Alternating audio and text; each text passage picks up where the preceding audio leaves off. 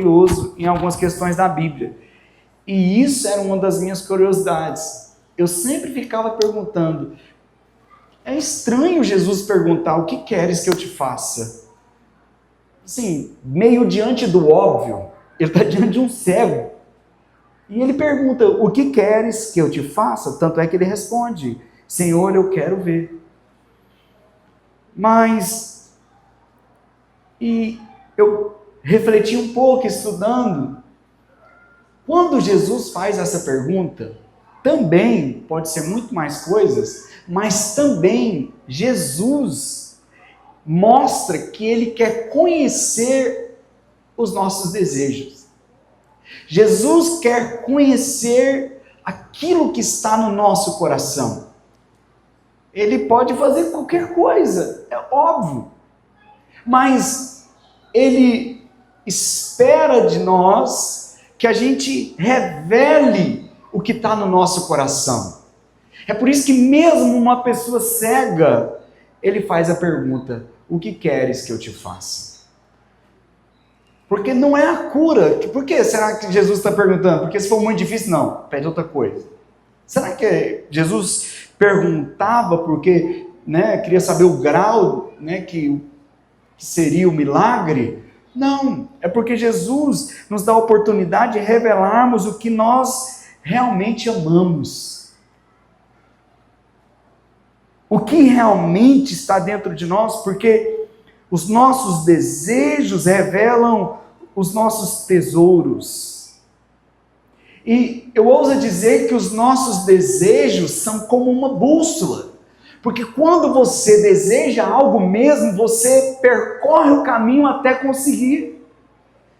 Então, eu posso dizer que os nossos desejos são como uma bússola, revelam o destino daquilo que nós desejamos realmente, daquilo que nós queremos. E aí eu estou descendo numa profundidade aqui com você, criando um raciocínio para a gente poder entender realmente quais são os nossos desejos. Porque falar é muito fácil. Mas se Jesus estivesse falando agora com você e ele te perguntasse, o que você quer que eu te faça? Qual seria a sua resposta? Você não está cego. O que queima no seu coração? Qual é o desejo? Qual é o seu anseio? O que realmente nós queremos? Precisamos fazer essa pergunta, porque quando a gente vai para Gênesis, após a queda, a primeira pergunta que Deus faz para o homem não é o que você fez. A primeira pergunta que Deus faz ali para o homem depois da queda é onde você está. E nós, às vezes, estamos mais preocupados em chegar a algum lugar do que realmente expressar a Deus, independente de onde quer que a gente venha chegar. Entenda aqui.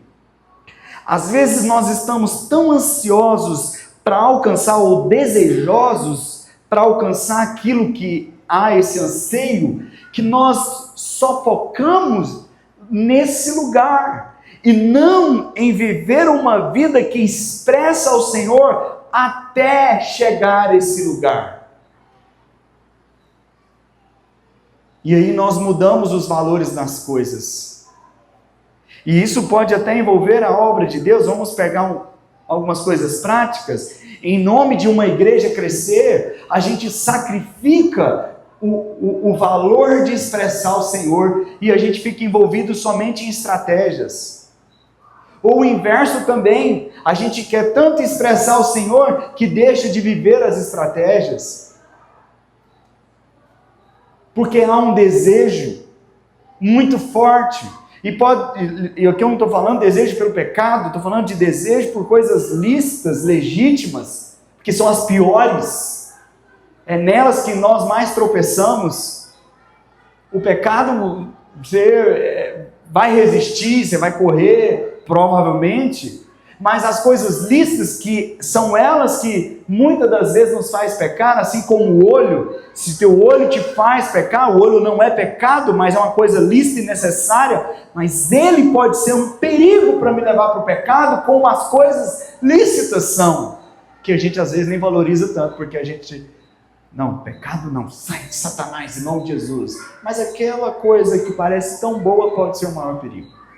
Então, e aí não nos atentamos para isso e acabamos cedendo a esse anseio, a esse desejo do nosso coração, porque afinal muitas coisas não tem nada de mal. Eu quero dizer para você, não esteja mais preocupado em chegar a algum lugar. Se preocupe mais em ser a expressão de Deus, independente de onde você chegar. Pastor, vamos falar de propósito?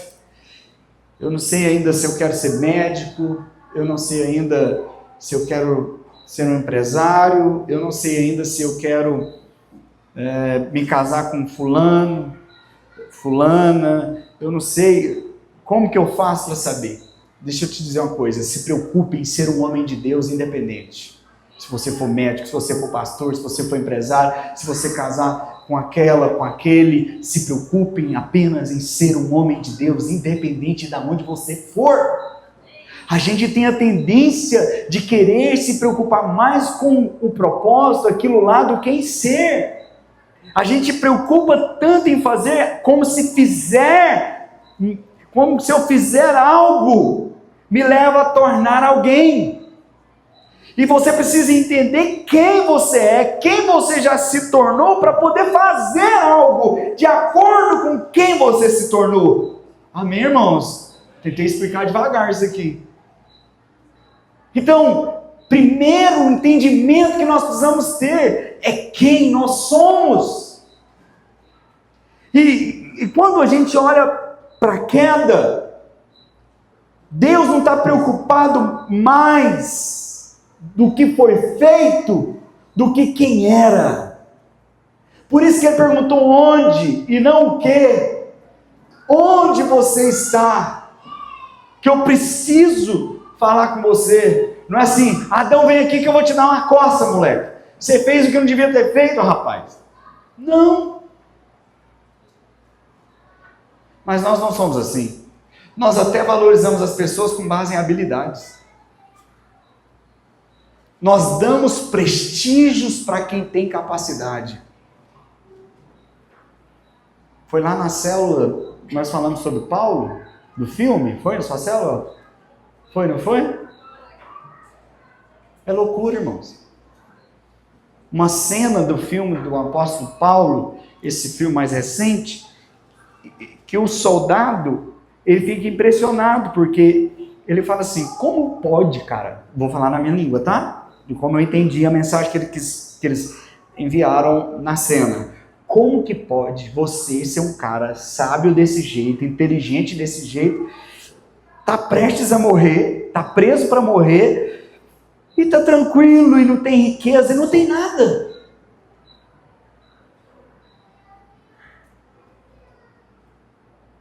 Como se ele dissesse, sua sabedoria tinha que fazer de você um homem muito rico. Aí Paulo fala para ele assim, você vai lembrar da cena, quem assistiu. Ele fala assim, pega uma gota d'água e joga nas mãos e tenta segurar ela.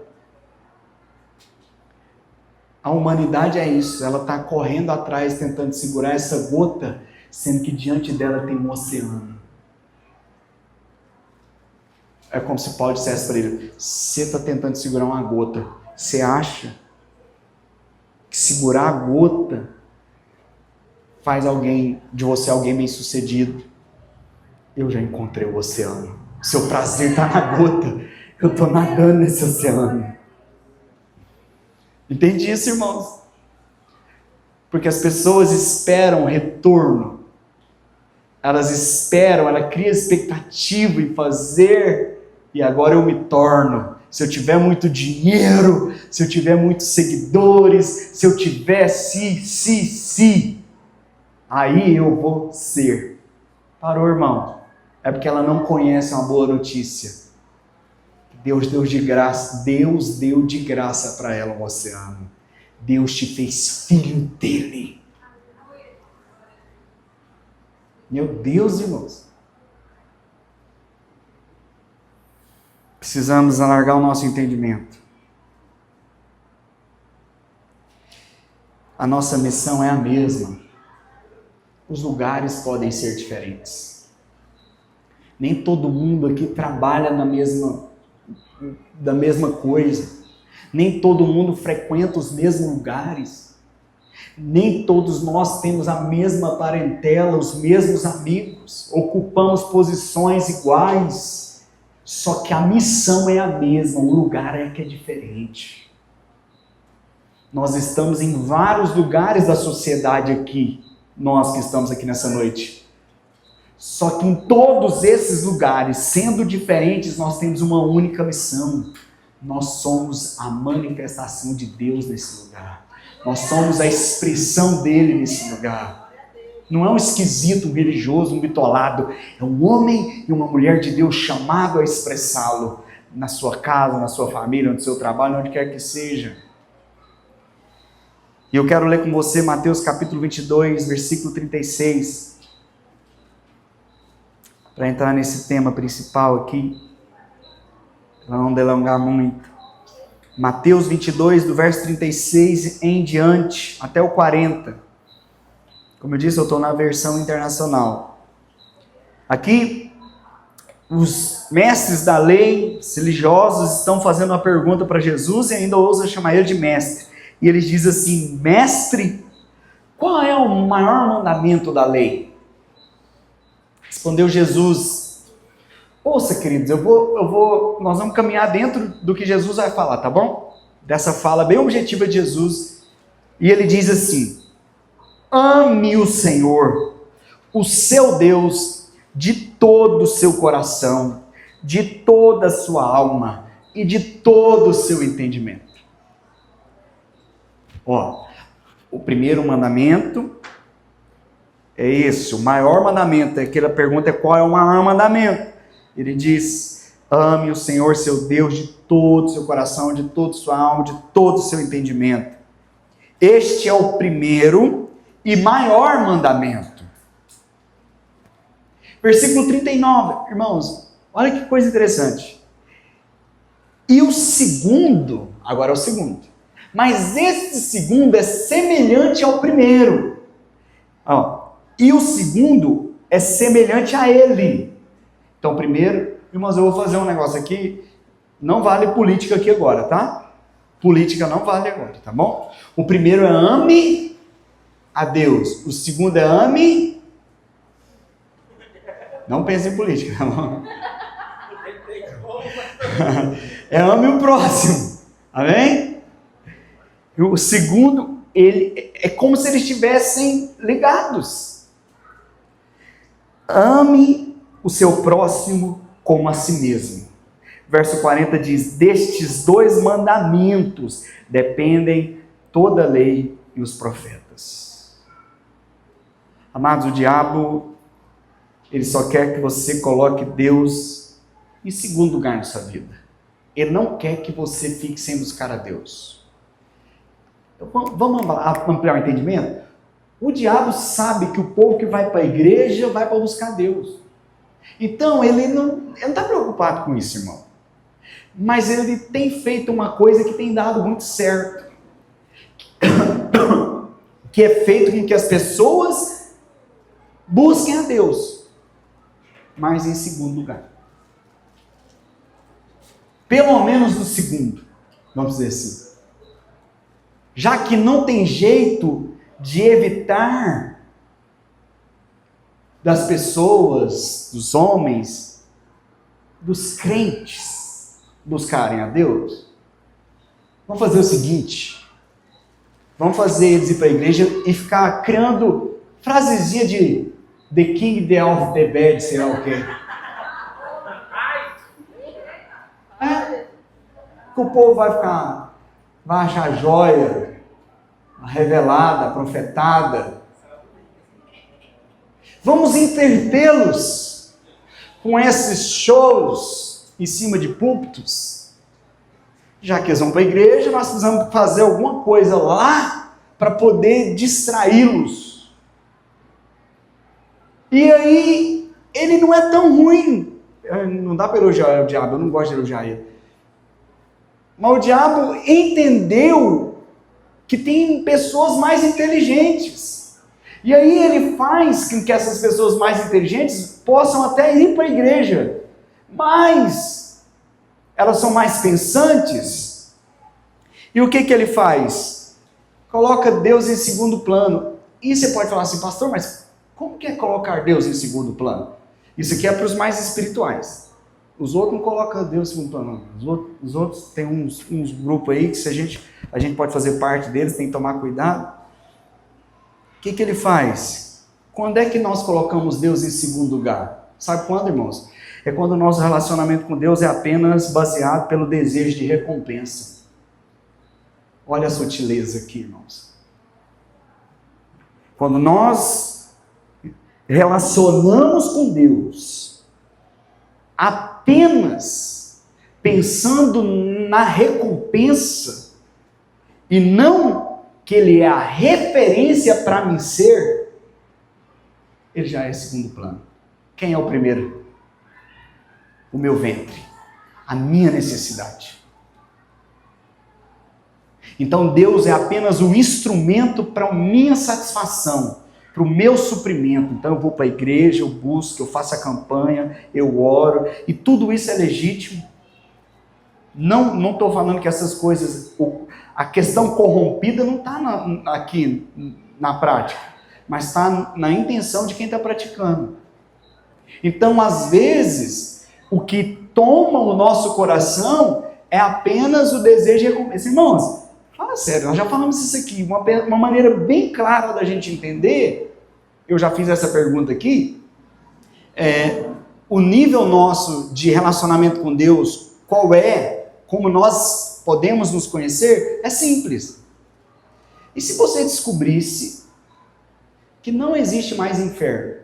Acharam um versículo lá em Apocalipse, falou que o inferno acabou e tudo que aconteceu foi destruído, ninguém mais vai para lá. Amém. Terminou o Apocalipse. Não tem mais inferno, irmão. Todo mundo vai para o céu.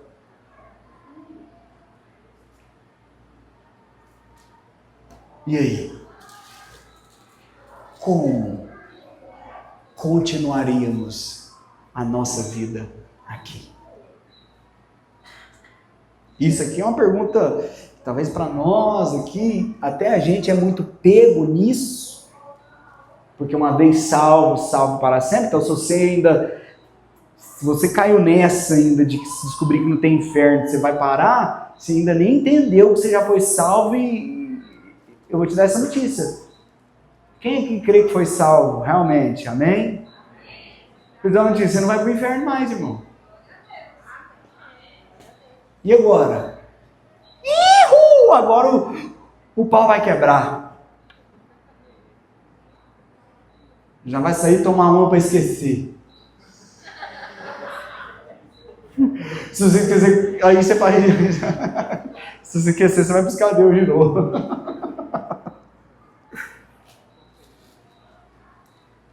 Qual é o nosso nível? Por que nós nos relacionamos com o Senhor? Expectativa de recompensa ou porque Ele é a nossa referência de quem somos? Ele é minha referência, Jesus é minha referência para ser. Cada dia eu quero ser aperfeiçoado, eu quero revelá-lo, eu quero manifestar a natureza dele que habita dentro de mim. Nossa maior decisão, irmãos, é permanecer em Cristo. Quando Deus é primeiro, tudo que vem depois vai ser de acordo com Ele. Tudo que vier depois vai estar alinhado com aquilo que Ele quer, se Ele é primeiro. E não dá para fazer o que Deus quer se não for para alguém, para Ele e o próximo. Se eu digo que eu amo a Deus, que eu estou fazendo a vontade de Deus, mas não tem ninguém perto de mim que está sendo atingido, não é a vontade de Deus que eu estou fazendo. Por isso que essa história de Deus sim, igreja não, é coisa de mente fraca, é a ideia do cão, como diz a música do Fernandinho. Espero que tenha muitos desigrejados aí vendo. Descarta isso, irmão. Descarta isso. Porque se a minha relação com Deus não afeta o próximo, por isso que ele diz, ame a Deus, e semelhante a esse amor é ame o próximo. Ou seja, não dá para amar a Deus e não amar o próximo. E não servir. E o próximo, irmãos, não é o bom. O próximo bom. Ame o próximo que é bonzinho com você. E ame o próximo. Só ame. O próximo que não merece, ama. O que merece, ama. Porque amar não tem a ver com merecimento, tem a ver com natureza. Quem eu sou. Eu não te amo porque você precisa, eu te amo porque eu não sei fazer outra coisa. Não tem a ver com a resposta que você vai dar. Eu não vou embora mal porque você não deu uma resposta a esse amor que eu te dei. Eu vou embora mal se eu não te der amor. Igreja, entende isso? Isso é amor ágape, irmãos. Que não tem a ver com o outro, tem a ver com quem eu sou.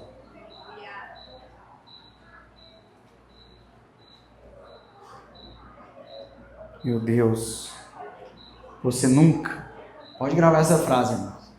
Você nunca será completo se você não amar Jesus. Deus não te fez com propósito de a primeira coisa que você tem que fazer é algo. Primeiro, Ele fez você para ser. E o fazer é consequência, resultado é consequência. E essa geração, ela quer se identificar por aquilo que faz e não por aquilo que é. Você precisa fazer a partir da revelação de quem você é. Aí você pode dizer para mim assim, pastor do céu, como é que faz para viver esse amor? Irmãos, é a segunda parte para me concluir a mensagem. Vamos fazer aquela coisa que não é tão legal, mas só para a gente fazer hoje uma vez? Repita assim comigo. Não existe amor sem sacrifício. Foi você que falou. Eu mandei na Dona Cruz. Você está vendo? Isso pesa, irmão. Não existe amor sem sacrifício. Então as coisas começam a alinhar para a gente poder entender o que Jesus está querendo dizer aqui nesse contexto. Porque o amor a Deus vai exigir automaticamente de mim, de você, o quê? Sacrifício. E ao próximo, sacrifício. Agora a coisa começa a apertar. Então não existe vida cristã sem sacrifício. E aí, irmãos, vamos ler o Salmo 23, amém? Numa outra perspectiva, depois da gente estar dentro desse contexto. Vamos ler o Salmo 23. O versículo 1 diz assim: Senhor é o meu pastor. E na minha versão, que é a NVI, que nós já compartilhamos aqui em outras épocas, o Senhor é o meu pastor, de nada terei falta. Amém? Glória a Deus, irmãos. Vamos, isso tem que ser repetido, porque a nossa mente está com o Senhor é meu pastor e nada me faltará, num aspecto de ser suprido na necessidade, ou seja, eu posso pedir tudo que Deus vai me dar. O Salmo 23 é entendido e está aberto, em muitas casas aí está aberto para ver se espanta mal olhado. Que o Senhor é o meu pastor, nada vai me faltar, que nessa casa vai ter de comer, que nessa casa não vai ter demônio. Então assim, o Salmo 23 é entendido de uma maneira de que o Senhor é o meu pastor e Ele vai trazer tudo para mim. E não é isso. O Salmo 23 é: o Senhor é meu pastor e eu já tenho tudo. Amém? Isso significa, olha, vamos para o contexto, irmãos. Se Ele é meu pastor, se Ele é o meu pastor, eu sou completo. Que não falta nada. Amém? A minha relação com Ele revela se Ele é o meu pastor. Será que a minha relação com Deus também é nessa condição de que eu sou uma ovelha? É uma relação onde eu sou também cuidado? Se eu tenho essa relação com Ele, eu sou suprido, eu sou preenchido, eu sou satisfeito. Agora me escute. Eu sou suprido, completo, satisfeito, apesar de não ter tudo. Agora eu fui para fora. Eu não tenho tudo. Mas isso não significa que eu não possa ser satisfeito, completo, suprido, feliz. Alguém está me entendendo aí, irmãos? Apesar de eu não ter tudo, eu me sinto bem. Apesar de eu não ter tudo, eu sou feliz. Não há espaço para ansiedade quando você é completo. Porque o desespero se vai dar certo mais tarde, amanhã. Não há espaço para esse desespero. Não há espaço, não há lugar para carência, porque eu sou suprido, porque Ele é o meu pastor e eu não tenho falta de nada. Eu não tenho tudo, mas eu me sinto completo, porque Ele me satisfaz. Nós cantamos o quê? É fácil cantar, irmãos? Mais uma vez que eu coloquei os meus olhos em Ti. Não tem lugar para outra coisa, irmão. Nós encontramos o amor. Nós encontramos a fonte de satisfação. Nós não passamos para crente. E eu posso te dizer isso na perspectiva do versículo 2, quando ele diz: em verdes pastagens me faz repousar, me conduz a águas tranquilas. A ovelha se alimenta de quê, irmãos? Ela alimenta de pasto. Agora você imagina a ovelha se alimenta de pasto, mas essa ovelha aqui, ela é tão suprida, satisfeita, que ela tem tanta convicção que nada falta para ela, que ela dorme aonde? Em cima da comida. Ela descansa no pasto. Olha os detalhes do salmista. Ela é satisfeita, ela se alimenta ali no pasto, deitadinha ela está comendo, deitada. E aí agora eu quero trazer você para uma perspectiva, para a gente entender o Salmo também, olhando aqui, que é como se... qual é a fase? Alguém aqui come deitado? Você chama alguém para sua casa para comer deitado na sua cama? Não. Quem que come deitado, irmãos? Vai sujar tudo, não vai, dona Cruz? Quando a gente vai, aqui alguns já devem ter feito isso, acho que não sou eu só o pecador miserável, mas quando você leva a comida lá para a cama, certamente vai sujar a cama, vai ficar desconfortável para dormir. Mas quem é que se alimenta deitado? É uma criança que amamenta, que recebe uma mamadeira. Então, nesse estágio do Salmo 23, aqui do versículo 1 e 2, aqui é um estágio ainda da ovelha que é um bebê, trazendo para nós, no nosso início, na nossa jornada cristã, nós somos uma ovelha. Mas o salmista ainda continua, ele diz, verso 3, restaura-me o vigor, guia-me nas veredas da justiça por amor do seu nome. Olha o que o salmista está querendo dizer, agora que já é um outro nível. Agora aqui é a hora de você ir para veredas de justiça. Agora é a hora de você saber o que é justo e o que é injusto, o que é certo e o que é errado. Agora já é um outro nível de maturidade. É onde você descobre o que sim, o que não, o que é certo e o que é errado.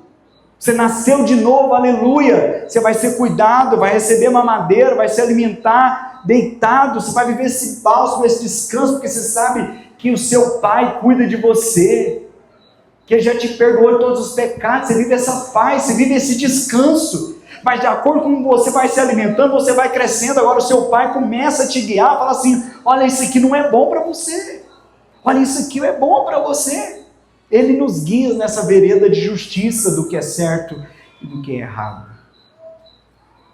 Versículo 4 diz: mesmo quando eu andar num vale de trevas e morte, eu não temerei perigo algum, pois tu estás comigo.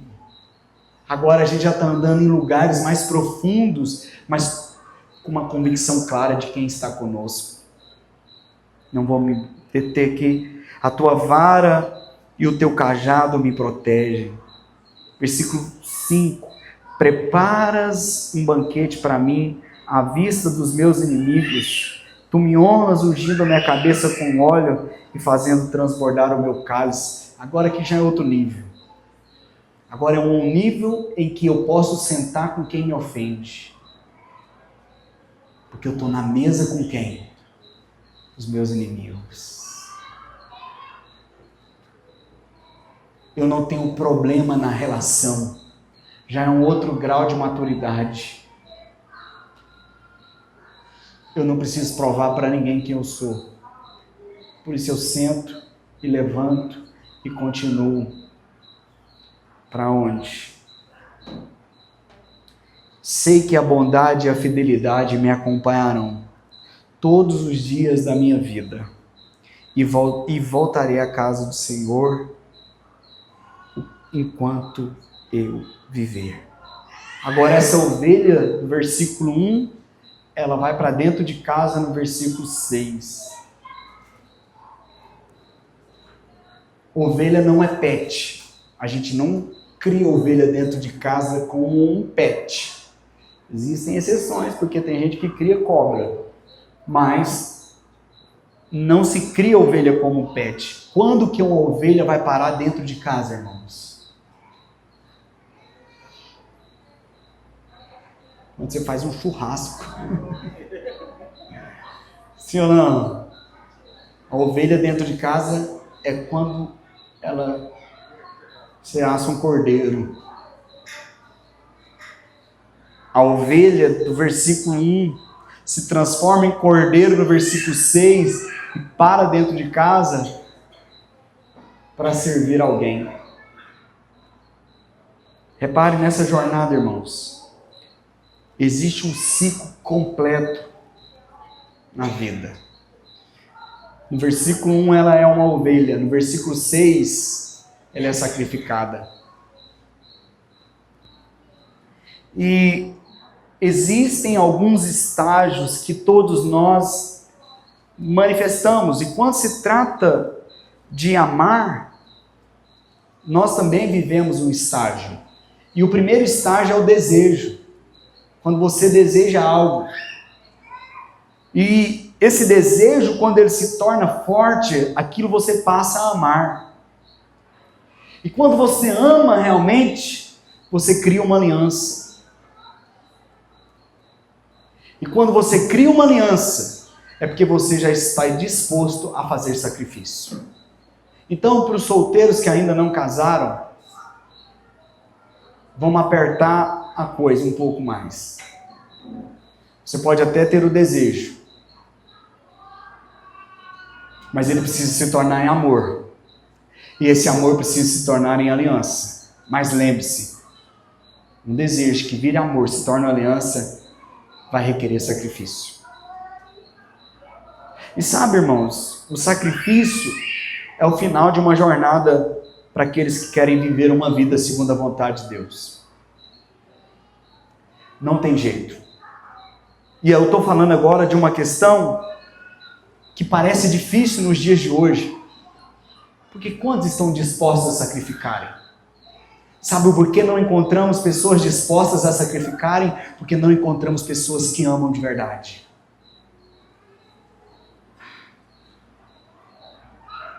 Sabe por que essa ovelha se torna um cordeiro e vai e fala aqui no final, e habitarei na casa do Senhor enquanto eu viver?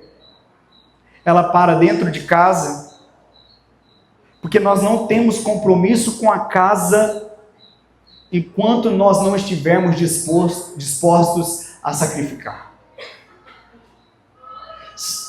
Eu vou falar algo para os irmãos. Nós não vamos ter compromisso aqui na Hebron enquanto nós não estivermos dispostos a sacrificar. O que nós sacrificamos por essa obra?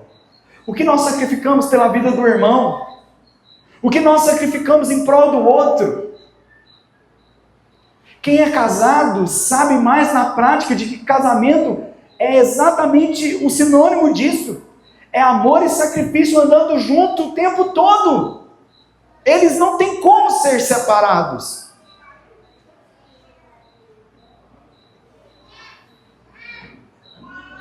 Sacrifícios geram compromissos.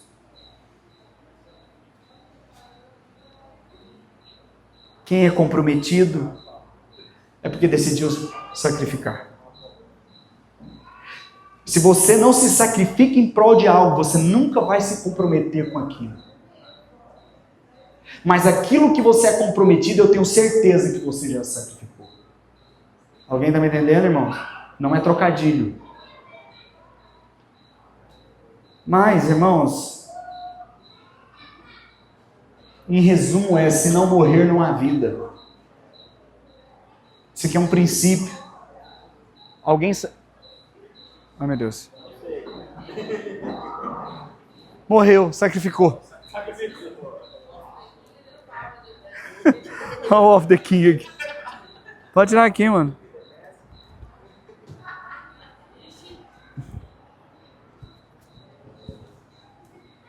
Aqui. Aí esse aqui é o da mágica, é? Como é que liguei? Ah, graças a Deus pela caneta.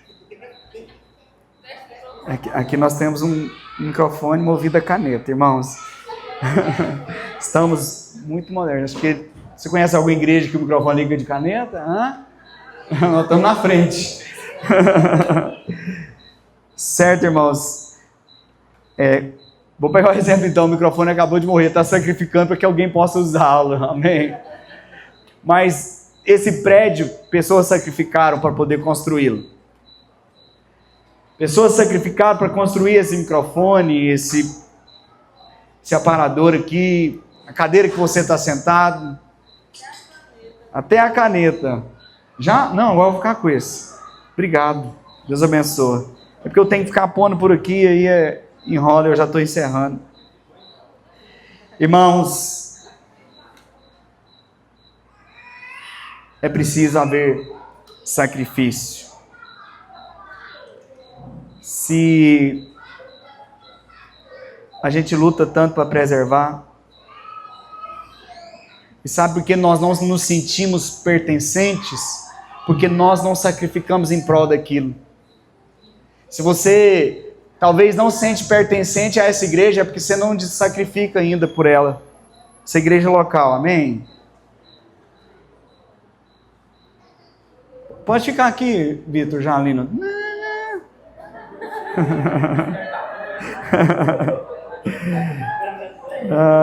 E aí, irmãos, a verdade é que se você não tem disposição,